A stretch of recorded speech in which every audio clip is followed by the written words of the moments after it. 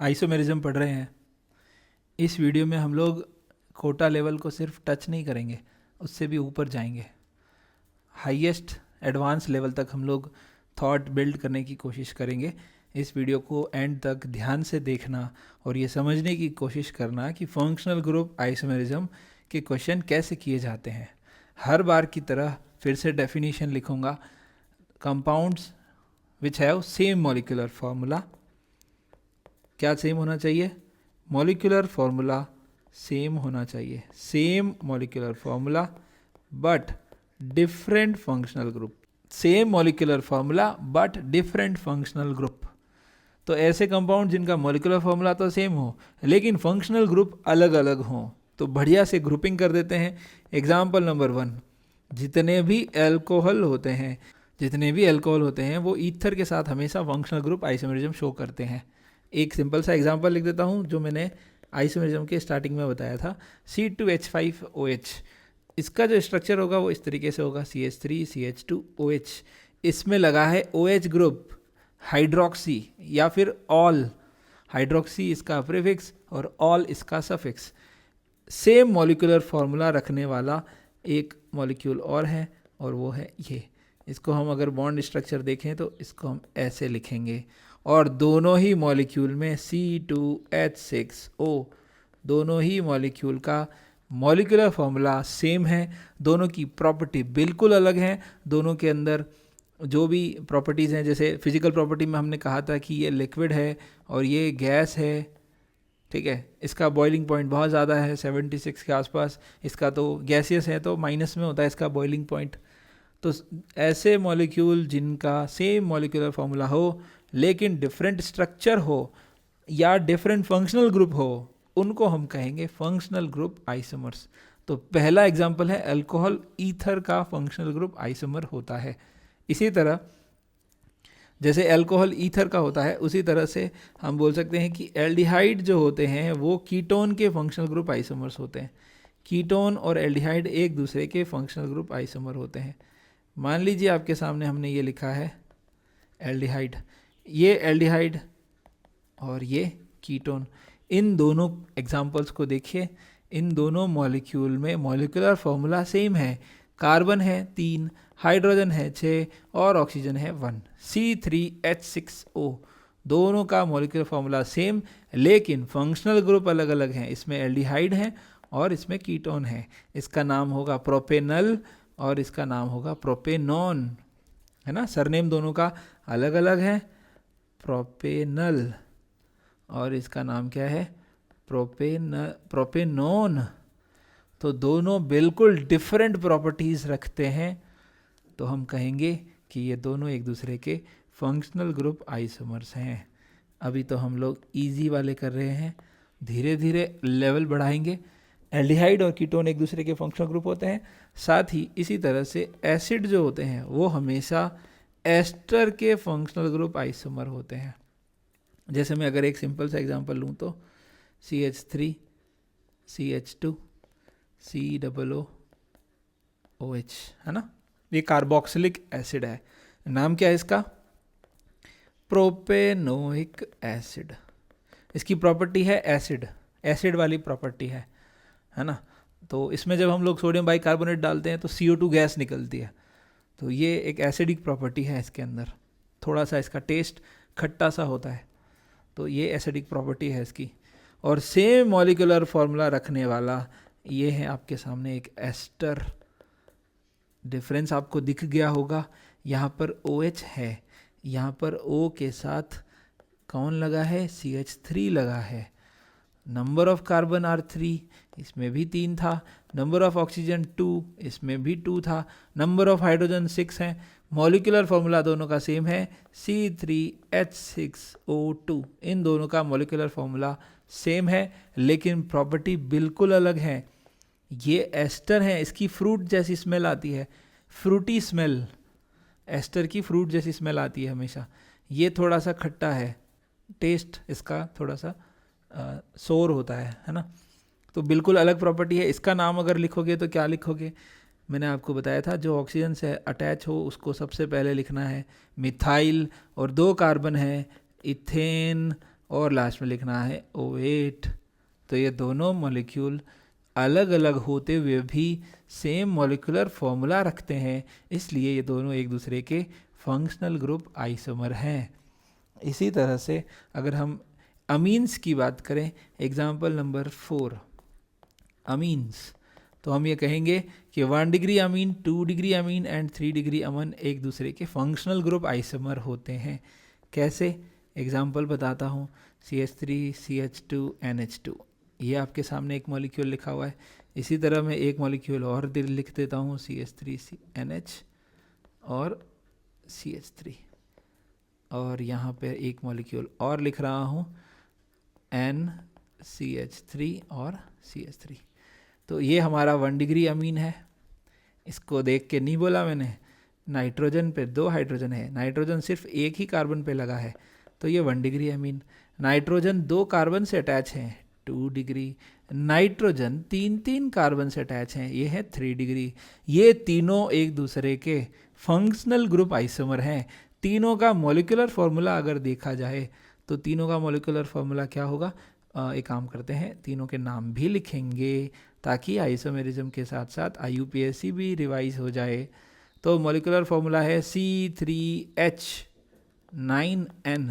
तीनों में same formula है, लेकिन तीनों की प्रॉपर्टी अलग अलग हैं।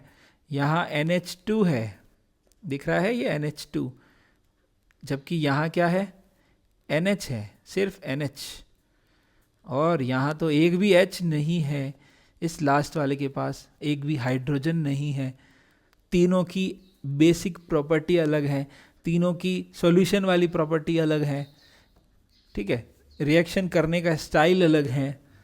तो हम कहेंगे कि ये तीनों एक दूसरे के फंक्शनल ग्रुप आइसोमर हैं, क्योंकि ये तीनों सेम मॉलिक्यूलर फॉर्मूला रखते हैं। ठीक है, नाम लिख देते हैं। फर्स्ट वाले का नाम है, 3 कार्बन की चेन है, प्रोपेन है, और लास्ट में लिखेंगे अमीन, प्रोपेनामीन, प्रोपेनामाइन अमीन, है ना, प्रोपेन अमीन ऐसे लिख सकते हैं। इसका नाम क्या लिखेंगे? N मिथाइल इथेनामाइन, इथेनामाइन, अमीन लिखा है लास्ट में, इथेन अमीन। और इसका N डाई मिथाइल मिथेनामाइन। इसके ऊपर भी एक अलग से वीडियो बनाया था नाम लिखने का, आपको याद हो तो। नाइट्रोजन से लगा छोटा ग्रुप N मिथाइल, ये मेन चेन इथेन अमीन। इसमें नाइट्रोजन से दोनों ग्रुप लगे हुए हैं, मेन चेन एक कार्बन की है, methenamine, di methyl methenamine, methyl ethanamine, और इसमें कोई ग्रुप लगा नहीं है तो प्रोपेनामाइन। तीनों ही एक दूसरे के फंक्शनल ग्रुप आइसोमर हैं। तो आपको आइडिया हो गया होगा, अल्कोहल ईथर एक दूसरे के फंक्शनल ग्रुप आइसोमर होते हैं, इसी तरह एल्डिहाइड कीटोन भी एक दूसरे के फंक्शनल ग्रुप आइसोमर होते हैं, एसिड एस्टर भी एक दूसरे के फंक्शनल ग्रुप आइसोमर होते हैं, और अमीन्स 1 डिग्री 2 डिग्री 3 डिग्री भी एक दूसरे के फंक्शनल ग्रुप आइसोमर्स होते हैं। और देखते हैं एग्जाम्पल नंबर 5, जो हमारे साइनाइड हैं, साइनाइड एंड आइसोसाइनाइड, ये दोनों भी एक दूसरे के फंक्शनल ग्रुप आइसोमर होते हैं। जैसे मैं आपके सामने एग्जांपल लिख देता हूँ, CH3CN और मैं लिखता हूँ CH3NC। तो दोनों का नाम अलग है। पहले वाले का नाम क्या लिखेंगे? 2 कार्बन की चेन है तो इथेन नाइट्राइल, क्या लिखेंगे? इथेन नाइट्राइल, ठीक है। और इसका क्या नाम लिखेंगे? मीथेन कार्बाइल अमीन, ठीक है। कैसे लिखते हैं? ये जो NC है ना, इसको लिखते हैं कार्बाइल अमीन। आप बोलोगे आइसोसाइनाइड लिख देते या आइसोनाइट्राइल लिख देते, तो वो बेटा पुरानी नेमिंग में होता है। हम अभी IUPAC लिख रहे हैं। IUPAC में 2 कार्बन की चेन है, इथेन, और नाइट्राइल वर्ड यूज़ करते हैं इसके लिए, ठीक है। यहाँ पे ये कार्बन मेन चेन में काउंट नहीं हुआ है, मेन चेन सिर्फ एक ही कार्बन की है, तो हम लिखेंगे मीथेन, और NC कार्बाइल एमीन। वैसे भी मैंने आपको बताया हुआ है कि जब भी कार्बन मेन चेन में काउंट नहीं होता है तो कार्ब लिखते हैं। तो ये दोनों मॉलिक्यूल बिल्कुल अलग अलग प्रॉपर्टी रखते हैं, ठीक है। ये जो है ना NC, बहुत ही गंदी स्मेल आती है इसकी, कार्बाइल एमाइन टेस्ट जो होता है, कार्बाइल एमीन टेस्ट, बहुत ही गंदी स्मेल आती है। मेरी लैब के पास वाली लैब में इस पे काम होता था, तो बहुत इतनी गंदी स्मेल आती थी कि 2-3 घंटे तक हमको भाग जाना पड़ता था वहाँ से, इस कैंपस से बाहर निकल जाना पड़ता था। बहुत ज़्यादा गंदी स्मेल आती है इसकी, आइसोसाइनाइड की, कार्बाइल एमाइन की। तो ये दोनों की प्रॉपर्टी बिल्कुल अलग अलग है। ये अलग टाइप की रिएक्शन देता है, ये अलग टाइप की रिएक्शन देता है। दोनों की प्रॉपर्टी बिल्कुल अलग अलग हैं, ठीक है। और देखते हैं आसान से। इसी तरह एग्जाम्पल नंबर 6 देखिए। जो भी एल्कीन होते हैं उनका फंक्शनल ग्रुप आइसोमर होता है साइक्लोएल्केन। ये रिंग चेन आइसोमरिज्म के अंदर मैंने आपको बताया ही था कि ये ऐसा होता है। 3 कार्बन की एल्कीन अगर हम लिखेंगे तो ये लिखेंगे, तो 3 कार्बन का साइक्लोएल्केन कैसा दिखेगा, ये। दोनों का मॉलिक्यूलर फॉर्मूला सेम है, C3H6। दोनों में DU कितना है, 1। डबल बॉन्ड अनसैचुरेशन इसमें 1 है क्योंकि एक पाई लगा हुआ है, और इसमें भी 1 है क्योंकि एक रिंग है। पिछले वीडियो में हमने ये देखा था, सीखा था, वहाँ भी मेंशन किया था कि ये दोनों एक दूसरे के रिंग चेन आइसोमर भी कहलाते हैं और फंक्शनल ग्रुप आइसोमर भी कहलाते हैं। ऐसी जब भी दिक्कत आए कि आपको दोनों चीज़ें दिख रही है आइसोमरिज्म में, तो आप हमेशा क्या करेंगे, एक चीज़ फॉलो करेंगे, ये RTFMCP, रिंग चेन को सबसे ज़्यादा प्रायोरिटी देनी है। रिंग चेन और फंक्शनल ग्रुप दोनों दिख रहे हैं तो रिंग चेन मानना है। मेटामर और चेन दोनों दिख रहे हैं तो मेटामर मानना है। मेटामर और पोजीशन दोनों दिख रहे हैं तो भी मेटामर मानना है। मेटामर अब सीखेंगे हम लोग वैसे, पर ये प्रायोरिटी ऑर्डर एक बार और बता दूंगा जब मेटामर पढ़ेंगे तब। Ring chain, tautomer, functional group, metamer, chain, position, RTFMCP, ठीक है। याद करवा दूंगा, चिंता करने की ज़रूरत नहीं है। एल्कीन और साइक्लोएल्केन हो जाने के बाद हम लोग लिखेंगे एग्जाम्पल नंबर 7, क्योंकि हमने लिखा है एल्कीन और साइक्लोएल्केन। इसी तरह एल्काइन भी हो सकता है। एल्काइन जो है वो फंक्शनल ग्रुप आइसोमर होता है साइक्लोएल्कीन का। कैसे किया हमने, 2 पाई इसमें थे, उसको 1 पाई प्लस 1 रिंग बना दिया। हो सकता है वो दोनों ही रिंग बन जाए, तो हम कहेंगे बाई साइक्लो, 2 रिंग है, इसका भी DU 2 है, सबका DU 2 है। 2 रिंग्स हो सकती है, 1 रिंग 1 पाए और 2 पाए, कुछ भी हो सकता है। यहाँ तक तो हमने पिछले वाले रिंग चेन आइसोमरिज्म में भी डिस्कस किया था। इसको थोड़ा और अपर लेवल पे ले जा रहा हूँ, ध्यान से देखना। जो एल्काइन होते हैं उनके लिए एल्काडाइन भी आइसोमर हो सकते हैं। कैसे, एक एग्जांपल लेके बना के बताता हूँ सारे, ठीक है। एल्काइन बोले तो ट्रिपल बॉन्ड होना चाहिए। तो अगर मैं आपके सामने लिखूं कि 5 कार्बन का एक ट्रिपल बॉन्ड है, ठीक है ना, मॉलिक्यूलर फॉर्मूला क्या होगा ये भी तो सोच लेते हैं। तो C5H8 ये मॉलिक्यूलर फॉर्मूला होगा। तो 5 कार्बन की एल्काइन, अब ये 1 एल्काइन है, हो सकता है 2 एल्काइन हो, है ना। पेंटाइन है, ये 1 पेंटाइन है, हो सकता है 2 पेंटाइन हो, वो मैं अभी नहीं देख रहा, अभी मैं आपको फंक्शनल ग्रुप बता रहा हूँ, ठीक है, क्या क्या फंक्शनल ग्रुप पॉसिबल है। तो हो सकता है कि 5 कार्बन की रिंग हो और उसमें एक डबल बॉन्ड हो। तो ये 5 कार्बन की है, तो हो सकता है 4 कार्बन की भी हो सकती है ना, 4 कार्बन की भी हो सकती है ना, आराम से। इसी तरह बाई साइक्लो अगर कहें तो 2 रिंग बनानी है, एक 4 कार्बन की रिंग, एक 3 कार्बन की रिंग, तो 2 रिंग है। ये भी तो DU2 है, इसका भी DU2, इसका भी DU2, इसका भी DU2। एल्काडाइन मतलब 2 डबल बॉन्ड है, तो अब 2 डबल बॉन्ड जो है वो दोनों पास पास इस तरीके से हो सकते हैं। हो सकता है कि वो कॉर्नर पे हो सकता है कि वो बिल्कुल दूर दूर हो। 3 तरह की डबल बॉन्ड बनाई है मैंने, ध्यान से देखना। इसको हम बोलते हैं क्यूमुलेटेड, क्या बोलते हैं, क्यूमुलेटेड, लिख देता हूँ। यह है क्यूमुलिन, और डिटेल में पढ़ेंगे इनको, टेंशन नहीं लेने का, है ना। अभी नाम आया है तो नाम बताता हूँ सिर्फ, क्यूमुलिन, ठीक है। ये जो double bond single double, double single double दिख रहे हैं, डबल सिंगल डबल, इनको बोलते हैं कॉन्जुगेटेड डाइइन, ये कॉन्जुगेटेड है। और ये आपको दिख रहा है डबल बॉन्ड और इस डबल बॉन्ड के बीच में बहुत दूरी है, तो हम कहेंगे ये है isolated. Conjugated diene, isolated diene और क्यूमुलेटेड डाइईन, 3 तरह की डाइईन होती है। डाइईन मतलब 2 डबल बॉन्ड, 2 डबल बॉन्ड दिख रहे हैं, दोनों बिल्कुल एक ही कार्बन पे हो तो उसे बोलते हैं क्यूमुलेटेड डबल बॉन्ड। दोनों अगर एक छोड़ के हो, अल्टरनेट हो, तो उनको बोलते हैं कॉन्जुगेटेड। क्यूमुलेटेड, कॉन्जुगेटेड और आइसोलेटेड कोई रिश्ता नहीं। तो एल्काडाइईन भी 3 तरह की हो सकती है। इसके total isomer, total structural isomer अगर हम सोचें ना तो काफ़ी सारे हो सकते हैं, क्योंकि 1 पेंटाइन, इसी तरह 2 पेंटाइन भी हो सकती है और 3 मिथाइल ब्यूटाइन भी हो सकती है। तो काफ़ी सारे आइसोमर बन सकते हैं। हम लोग वो सारे नहीं बना रहे, एक बार हम लोग ये सीख रहे हैं कि कितने टाइप के फंक्शनल ग्रुप आइसोमर हो सकते हैं। तो एल्काइन का फंक्शनल ग्रुप आइसोमर साइक्लोएल्कीन हो सकता है, बाई साइक्लो हो सकता है और एल्काडाइईन हो सकता है। और अगर बाई साइक्लो आया है तो स्पाइरो भी आएगा। स्पाइरो भी आएगा तो कैसा दिखेगा, ध्यान से देखना। इस तरीके से हम लोग बना सकते हैं। इसमें भी आप हाइड्रोजन काउंट करके देख लीजिए, 1 2 3 4 5 6 7 8, 8 हाइड्रोजन। इसमें भी हाइड्रोजन काउंट करके देख लीजिए, 1 2 3 4 5 6 7 8, 8 हाइड्रोजन। तो ये बिल्कुल एडवांस लेवल का है। आईआईटी एडवांस कोटा में जो पढ़ाते हैं, या वहाँ भी नहीं पढ़ाया होगा, हो सकता है वहाँ भी ना पढ़ाया हो। तो बाई साइक्लो, स्पाइरो, एल्काडाइईन और साइक्लोएल्कीन, ये सारे के सारे एल्काइन के फंक्शनल ग्रुप आइसोमर्स हैं। एल्काइन का फंक्शनल ग्रुप आइसोमर है ये।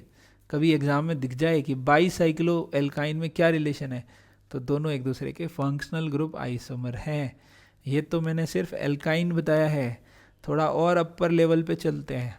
देखना ध्यान से, जो एल्डिहाइड हम लिख रहे थे ना कि एल्डिहाइड का फंक्शनल ग्रुप आइसोमर कीटोन होता है, ठीक है, ये तो हुई बच्चों वाली बात। एल्डिहाइड का फंक्शनल ग्रुप आइसोमर होता है कीटोन। ये बच्चों वाली बात इसलिए है क्योंकि मान लीजिए हमने लिया है 3 कार्बन का एल्डिहाइड, तो आपके सामने ये ऐसा दिखेगा एल्डिहाइड। अगर ये डबल बॉन्ड के दोनों तरफ कार्बन होते तो हम बोलते थे कीटोन, तो कीटोन तो ऐसा बनेगा। अब क्योंकि इसमें डबल बॉन्ड आया है तो हो सकता है वो डबल बॉन्ड कार्बन ऑक्सीजन के बीच में ना होकर कार्बन कार्बन के बीच में हो, तो हम कहेंगे कि अनसैचुरेटेड एल्कोहल भी तो हो सकते हैं। तो एल्डिहाइड कीटोन के फंक्शनल ग्रुप आइसोमर कौन हो सकते हैं, अनसैचुरेटेड एल्कोहल। और अगर अनसैचुरेशन आ गया है, मतलब कार्बन डबल बॉन्ड कार्बन आ चुका है, तो हम लिख रहे हैं ये OH, तो ये भी तो इसका फंक्शनल ग्रुप आइसोमर है।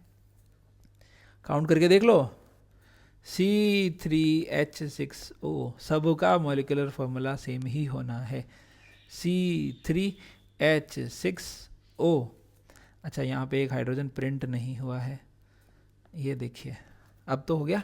ये अनसैचुरेटेड अल्कोहल है, और अगर अल्कोहल आया है तो हम कहेंगे कि ईथर भी आएगा। तो अनसैचुरेटेड ईथर भी इसका फंक्शनल ग्रुप आइसोमर हो सकता है, अनसैचुरेटेड ईथर। एल्डिहाइड और कीटोन एक दूसरे के फंक्शनल ग्रुप आइसोमर हैं, साथ ही साथ अनसैचुरेटेड अल्कोहल, अनसैचुरेटेड ईथर भी इनके फंक्शनल ग्रुप आइसोमर हैं, ठीक है।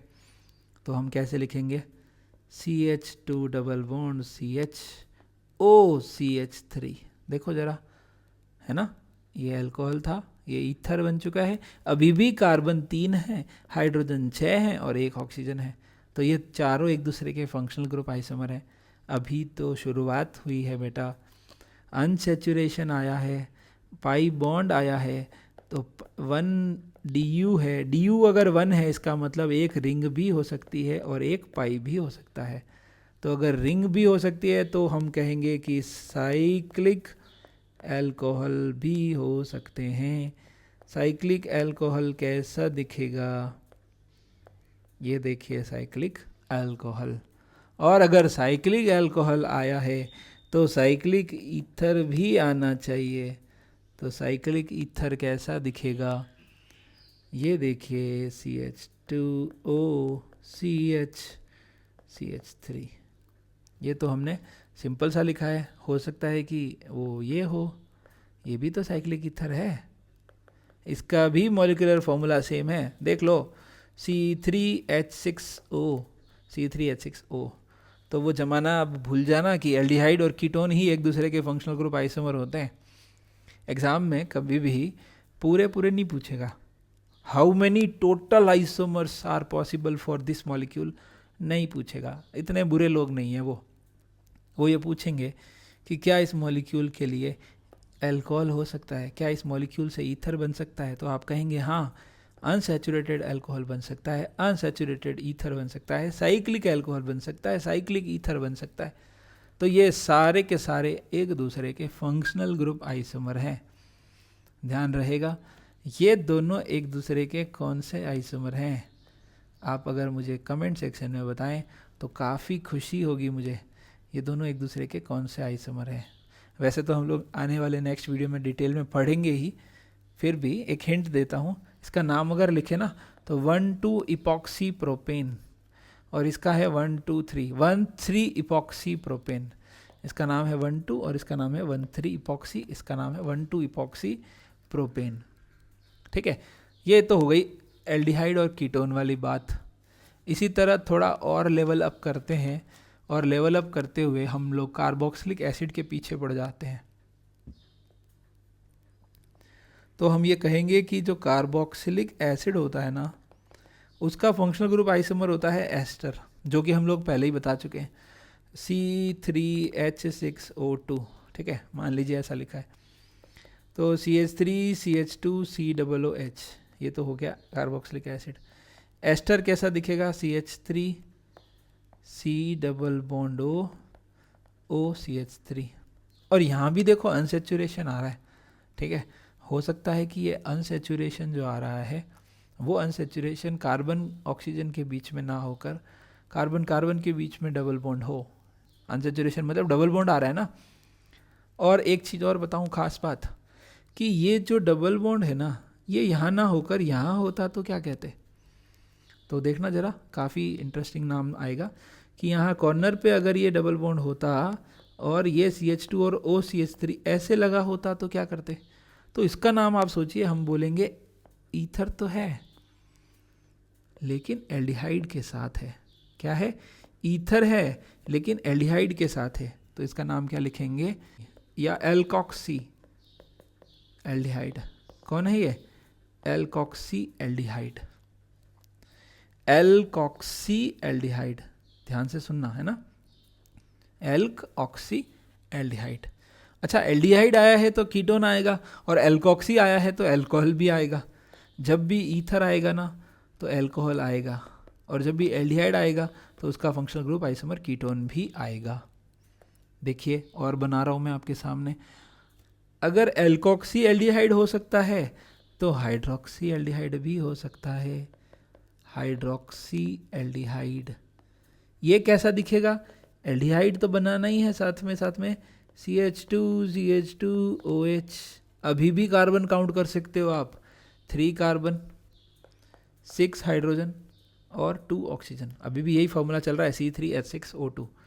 तो ईथर आया तो अल्कोहल आएगा, एल्डिहाइड से एल्डिहाइड किया है तो एल्डिहाइड से कीटोन भी कर सकते हो, तो कीटोन लेके आऊँ क्या, कीटोन आएगा, तो कीटोन कैसा दिखेगा, CH2OH, ये डबल बॉन्ड O, ये CH3, क्या नाम लिखोगे, हाइड्रोक्सी कीटोन, हाइड्रोक्सी कीटोन।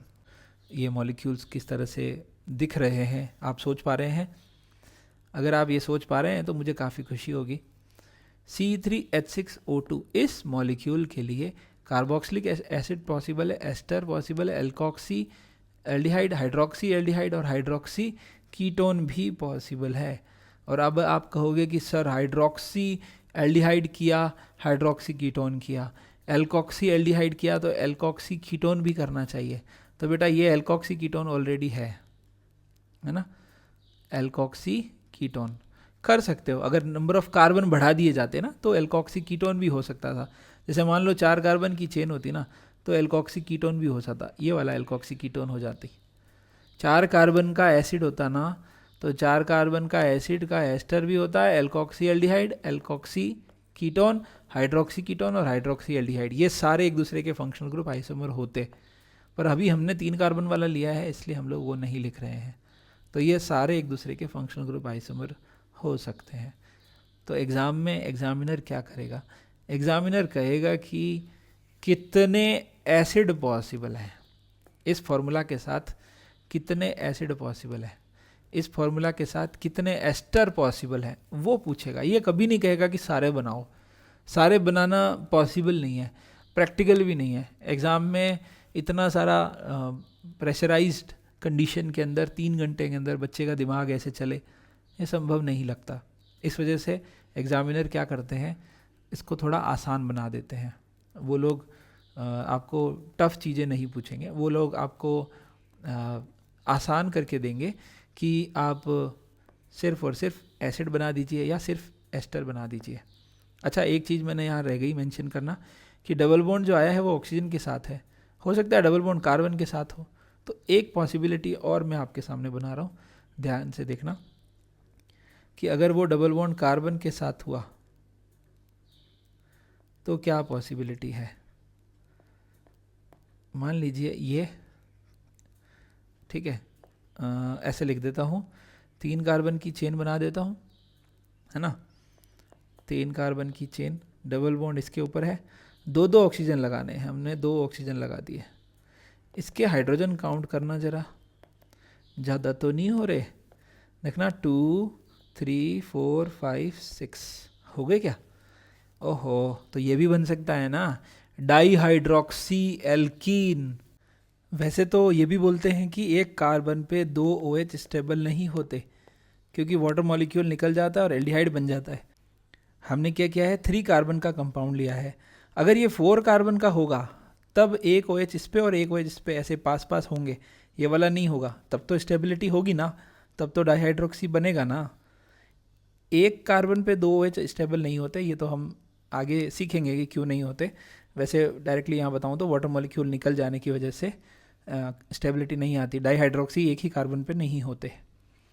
लेकिन अगर 4 कार्बन का हुआ ना तब तो पॉसिबल है डाईहाइड्रोक्सी इस तरीके का। तो भैया कोई लिमिट नहीं है।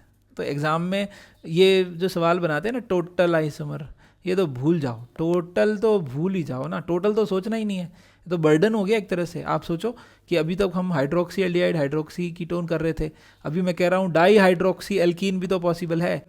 DU1 आ रहा है, डबल बॉन्ड आ रहा है, तो वो डबल बॉन्ड तो कहीं भी हो सकता है। तो सेम मॉलिक्यूलर फॉर्मूला रखने वाले ये सारे हैं, ये एक और प्रकट हो गया है। और अगर ये प्रकट हुआ है तो इसका मतलब साइक्लिक ईथर भी पॉसिबल है। एक और बना के दिखा रहा हूँ, ठीक है, घबराना नहीं है, ये भी तो हो सकता है। ये लीजिए,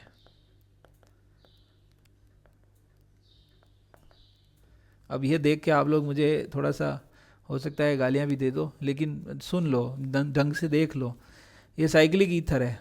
तो अनसेचुरेशन 1 आ गया ना, DU1 है, 2 ऑक्सीजन है, नंबर ऑफ कार्बन काउंट करिए 3, नंबर ऑफ हाइड्रोजन 2 2 4 5 और 1 6, तो C3H6O2 नहीं है क्या, ये है ना। इसका नाम भी लिखूंगा, इसका नाम क्या लिखोगे हम लोग, इपॉक्सी अल्कोहल। क्या लिखोगे, इपॉक्सी अल्कोहल, इपॉक्सी रिंग आई है, इपॉक्सी अल्कोहल। और इसका नाम क्या था, di hydroxy ethene alkene, di hydroxy alkene. Di hydroxy alkene किसका फंक्शनल ग्रुप आइसोमर हो सकता है, कार्बोक्सिलिक एसिड का या एस्टर का फंक्शनल ग्रुप आइसोमर हो सकता है। इस वजह से कभी भी नाम मत लेना टोटल आइसोमर का, तो कभी नाम मत लेना। अच्छा, वो एल्डिहाइड जो कीटोन हमने बनाया था उसमें भी आपने देख लिया था, साइक्लिक ईथर, साइक्लिक अल्कोहल, सब कुछ पॉसिबल था, कुछ भी हो सकता है। तो टोटल आइसोमर कभी नहीं पूछेगा, कभी भी नाम नहीं लेगा। तो एग्ज़ाम में कैसा सवाल बनेगा वो लिखें क्या, देख लेते हैं। एग्ज़ाम में सवाल क्या बनेगा, एग्ज़ाम में वो पूछेगा कैसे, वो पूछेगा कि भैया C3, एक लिख देता हूँ, बढ़िया से एग्जाम्पल लिखता हूँ, C5H13N, ये एक मॉलिक्यूलर फार्मूला आपके सामने है। वो 3 तरीके से पूछ सकता है। वो पूछेगा कि कितने प्राइमरी अमीन पॉसिबल है, क्या पूछेगा, कितने प्राइमरी अमीन पॉसिबल है, या पूछेगा कितने सेकेंडरी अमीन पॉसिबल है, या फिर कितने टर्सरी अमीन पॉसिबल है, ये पूछेगा। तो हम लिख रहे हैं प्राइमरी अमीन। प्राइमरी अमीन कितने पॉसिबल है? प्राइमरी अमीन बोले तो हमें NH2 लिखना ही लिखना। अब 5 कार्बन की चेन के लिए हम लोग ऑलरेडी रेडिकल कर चुके हैं। इस चीज़ को ध्यान से देख लो, अगर ये वाला एग्जाम्पल समझ में आ गया ना तो बाकी सब अपने आप आ जाएंगे। 5 कार्बन के लिए हम लोग कर चुके हैं, तो 5 कार्बन में मैंने आपको बताया था रेडिकल बना देता हूँ सारे एक बार। तो अगर रेडिकल बन गए तो NH2 लगाना है। प्राइमरी अमीन का मतलब हमें NH2 लगाना है, तो यहाँ रेडिकल हो सकता है। ध्यान से देखिए कहाँ कहाँ रेडिकल हो सकता है। यहाँ फर्स्ट पे हो सकता है, सेकंड पे हो सकता है, और थर्ड पे भी हो सकता है। ये लीजिए, तो हमने कहा था पेंटाइल जब बनाएंगे N पेंटाइल, सेकेंडरी पेंटाइल, ये भी सेकेंडरी पेंटाइल, इसको हमने कहा था एक्टिव सेकेंडरी, क्योंकि दोनों साइड के ग्रुप अलग अलग हैं। तो 5 कार्बन की सीधी चेन से ये पॉसिबल है। इसी तरह से 4 कार्बन की चेन होके भी हमने बनाए थे। 4 कार्बन की चेन में हमने आइसो और नियो, 3 चीज़ें हैं। देखो सिंपल सी बता देता हूँ। क्या? 5 कार्बन के 3 स्ट्रक्चर पॉसिबल होते हैं, N पेंटेन, आइसोपेंटेन और नियोपेंटेन। अब N पेंटेन से 3 रेडिकल पॉसिबल हैं। आइसोपेंटेन से कितने रेडिकल पॉसिबल हैं? आइसोपेंटेन से रेडिकल पॉसिबल हैं 1, 2, 3 और 4। और इसी तरह नियोपेंटेन से सिर्फ एक ही पॉसिबल है। अब जहाँ जहाँ मैंने डैश लगाया है वहाँ सब जगह NH2 लिखेंगे। NH2 NH2 NH2। तो रेडिकल अगर समझ लिया है तो आइसोमर बनाना तो चुटकियों भर का काम है। ये देखिए टोटल कितने आइसोमर बनेंगे, दिख रहे हैं? 4 और 4 8। कितनी प्राइमरी अमीन बनेगी?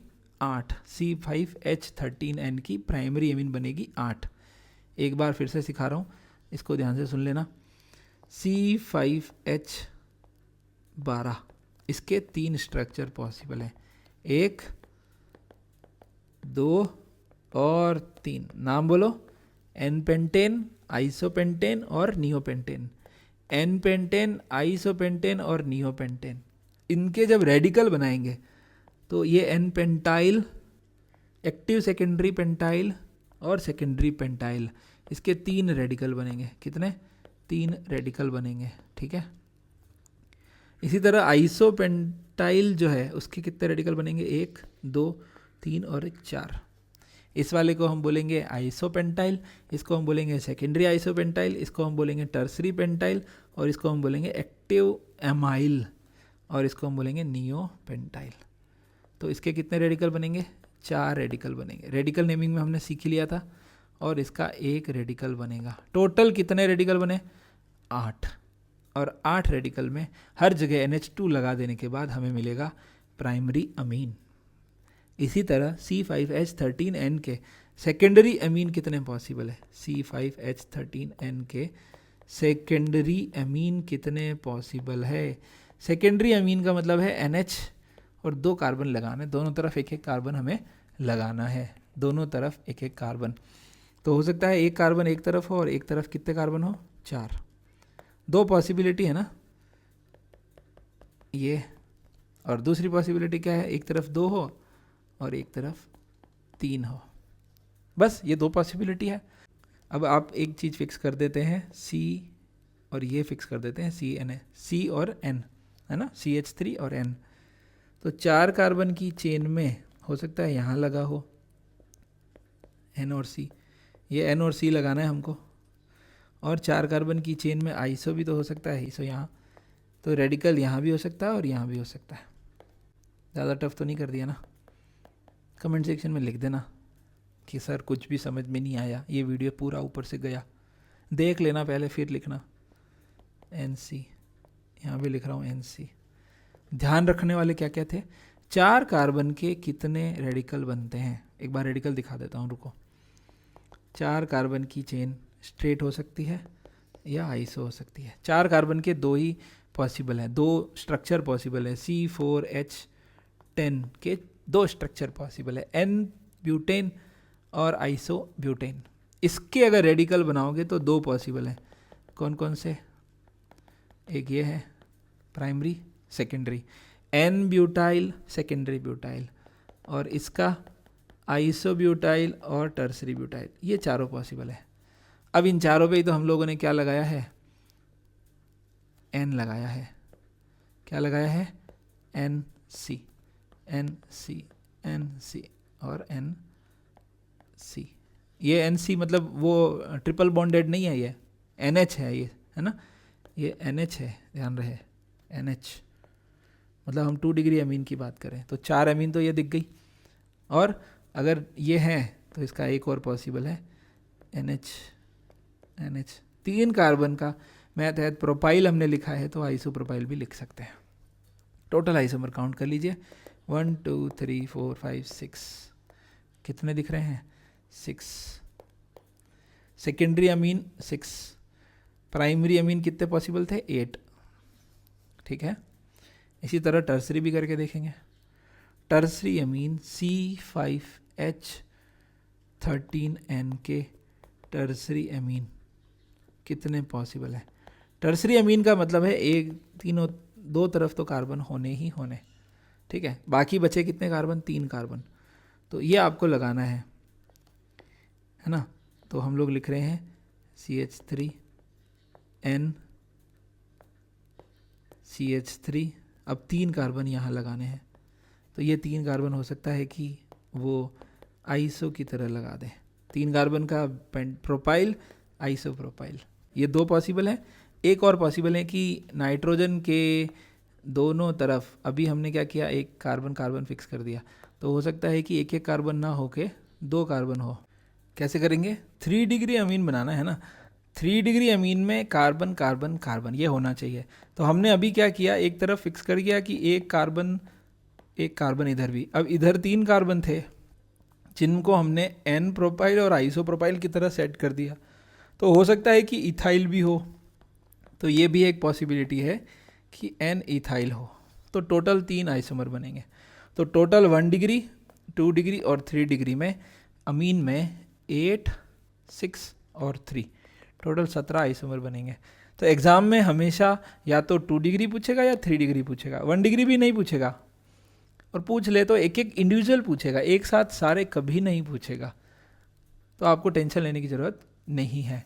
ठीक है, एक दो एग्जांपल और बढ़िया वाले मैं बता देता हूँ, जैसे अल्कोहल और फिनॉल जो होते हैं, जैसे मैं आपके सामने बढ़िया से एग्जांपल लिखता हूँ, ये दोनों एक दूसरे के क्या लगते हैं, 2-3 लिख देता हूँ, एक दूसरा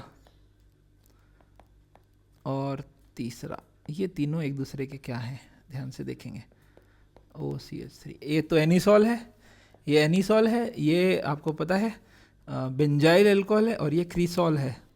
ठीक है, ये तीनों एक दूसरे के फंक्शनल ग्रुप आइसोमर है, क्योंकि ये एलिफेटिक अल्कोहल है। क्या है, एलिफेटिक अल्कोहल, क्योंकि OH CH2 से लगा है, रिंग से नहीं लगा। ये जो है वो एरोमेटिक अल्कोहल है,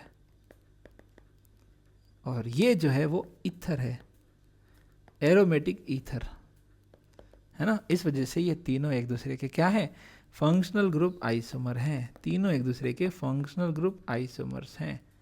ठीक है, इस तरह की काफ़ी सारी चीज़ें आने वाली है, और देखते हैं बढ़िया सी। जैसे अमाइड लिया हमने, मान लीजिए अमाइड CH3CONH2, तो ये कार्बन ऑक्सीजन डबल बॉन्ड की बजाय कार्बन नाइट्रोजन डबल बॉन्ड भी तो हो सकता था, तो ये इस तरह का स्ट्रक्चर बनता, CH डबल बॉन्ड NOH, इसको हम बोलते हैं ऑक्जिम।